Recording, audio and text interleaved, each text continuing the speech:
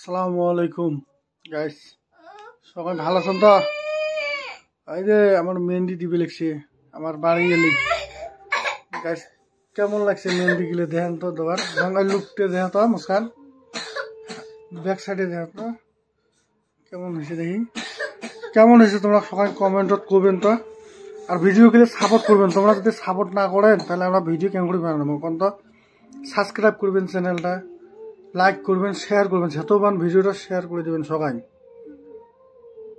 তোমরা সাপোর্ট করলে শুনে আমার ভিডিও বানা ভাল লাগে। তোমরা লাগিয়ে না করেন, খালি উপরে তুলে থন, বেশি তোমার জন্য মেহনত করবে করে।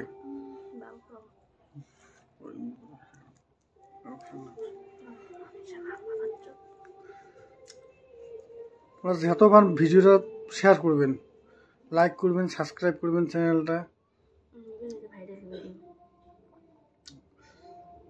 কেমন লাগছে মেহেন্দি গিলা দেওয়া?